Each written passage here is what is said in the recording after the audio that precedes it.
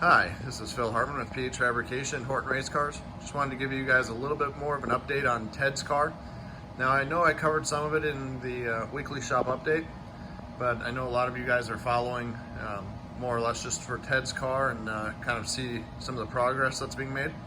So the front motor plate is mounted and everything is finished up on the front motor plate. And you can see we take the extra time to scallop everything out.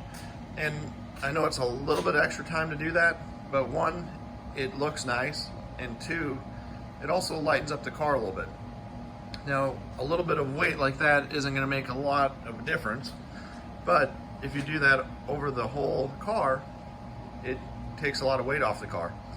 And with drag racing, if you can't throw it a quarter mile, it's too heavy. So Ted, if you're watching this, just kind of watch out what you're eating. You want to make sure you stay light and fit to keep this car going faster. Now that was wrong of me. I should have never called out my customer. But that's the way we all look at the drag racing, is the lighter the car and driver, the faster you'll go. Now also on this car, we got the mid plate mounted and everything is welded in place.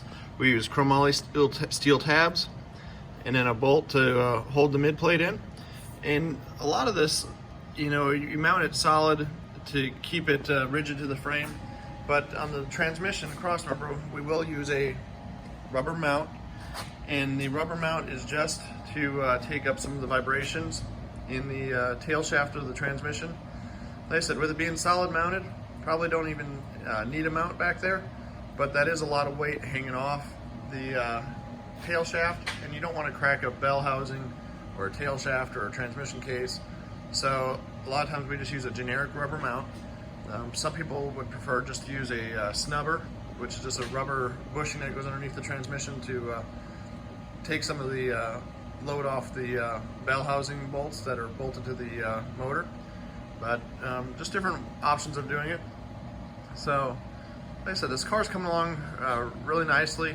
This week's been a little bit slower on it. Just got a lot of projects in the shop, and I'm actually down a guy this week, so that slowed us up some. But all in all, looking forward to seeing this project come together and get back on the racetrack. I'll talk to you guys all later.